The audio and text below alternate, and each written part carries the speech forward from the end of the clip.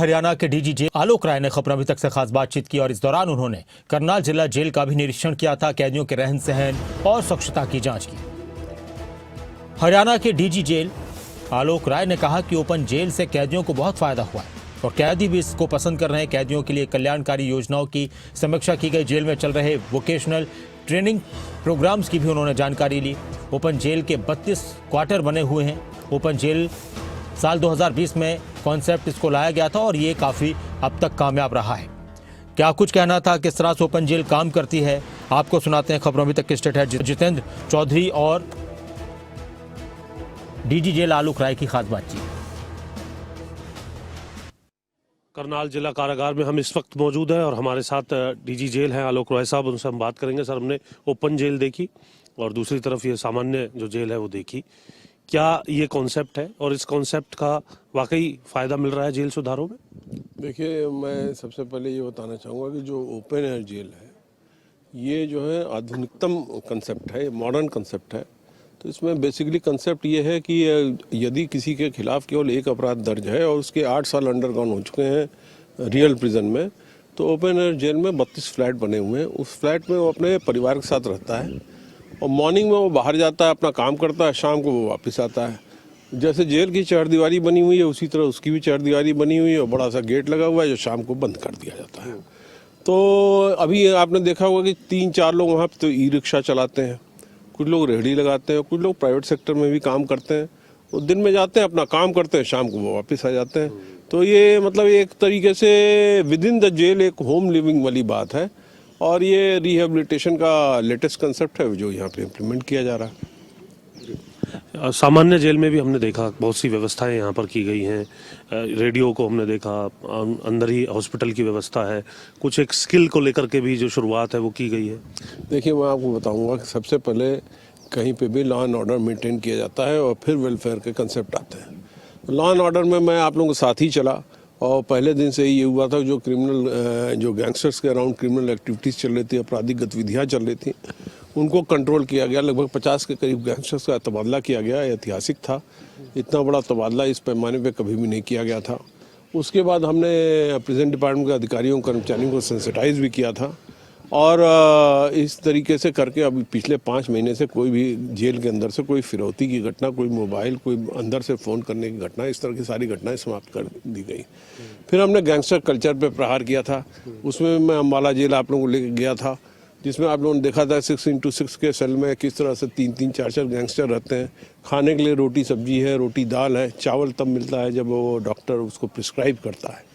और हरियाणा पुलिस भी काफ़ी एग्रेसिव मोड में थी। अम्बाला जेल में भी आपने देखा, यहाँ करनाल जेल में भी आपने देखा कि एक सज्जन कहिए दुर्जन कहिए, वो न्यायालय बताएगा, तो उनके पैर में गोली लगी हुई थी और काफ़ी दयनीय उनकी स्थिति थी।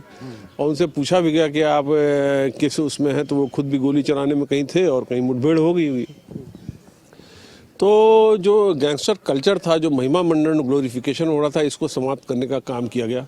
पिछले 3-4 महीने से आपने देखा होगा कि युवाओं का जो सोशल मीडिया पे एम्प्लॉयमेंट चल रहा था वो पूरी तरह से बंद हो चुका है। अब उसके बाद आया वेलफेयर का मुद्दा, जिसमें आपने ITI और पॉलिटेक्निक की बात कही।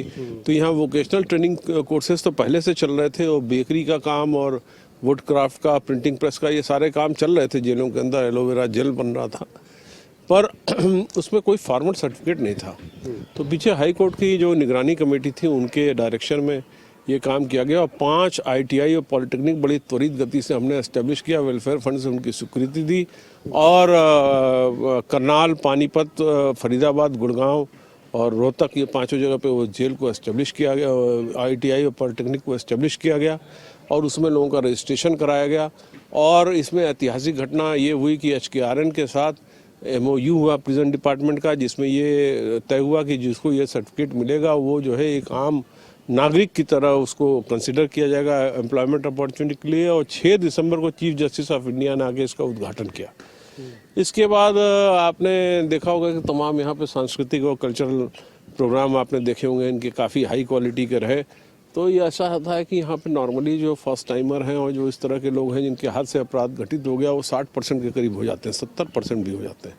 तो वो लोग थोड़ा सा हताशा में रहते हैं, डिप्रेशन में रहते हैं। तो उनको डिप्रेशन से किस तरह से निकाल के बाहर और एक नॉर्मल ज़िंदगी के लिए आगे के लिए तैयार किया जाए, क्योंकि रिफॉर्मेटिव कंसेप्ट हमेशा से ही जेल का रहता है। इसके अलावा जो है हमने जो है इग्नोई और NIOS की 2 संस्थाएं थी जो हमारे यहाँ काम करती थी, उसको स्ट्रेंथन किया गया और पीछे जो है लगभग 700 के करीब मैंने रजिस्ट्रेशन करवाया BA के लिए अकेले। तो 10th 12th BA और MA ये 4 जगह ये फॉर्मल डिग्री यहाँ पे अलॉट की जा रही है और ये पूरा प्रयास किया जा रहा है कि यहाँ से जो रिहेबिलिटेड होकर निकले आदमी, यहाँ पे कुछ सीख के निकले, उसको वापस जेल ना आना पड़े, अपराध की तरफ उन्मुख ना होना पड़े और पत्रकार साथियों और मीडिया के थ्रू हम अपनी बात युवाओं तक पहुँचावें कि ये जो इनका ग्लोरिफिकेशन और महिमा मंडन किया जा रहा है वो बिल्कुल ही गलत है और इस तरह की दयनीय स्थिति में ये जी रहे हैं। इनकी दयनीयता बहुत ज़्यादा है, इनके ट्रांसफ़र हो जाते हैं, इनके परिजन रोते फिरते हैं, बिलखते फिरते हैं। जो हमारा क्रिमिनल जस्टिस सिस्टम है उसमें इनको कचहरी है, न्यायालय है, थाना है, जेल है, वो मतलब वो सारी ज़िंदगी बड़ी दूभर टाइप की है। तो जब तक उनको नहीं पता रहा उनको सोचते थे कि ये काफ़ी बड़े लोग हैं जो गैंगस्टर हैं, ऐसा नहीं है। इनका महिमा मंडन बिल्कुल गलत हो रहा था, ग्लोरिफिकेशन गलत हो रहा था, ये काफ़ी दयनीय स्थिति में है।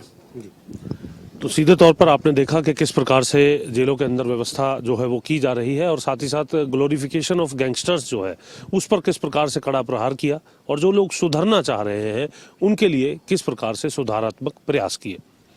करनाल जेल से कैमरामैन सुनील के साथ जितेंद्र चौधरी, खबरें अभी तक।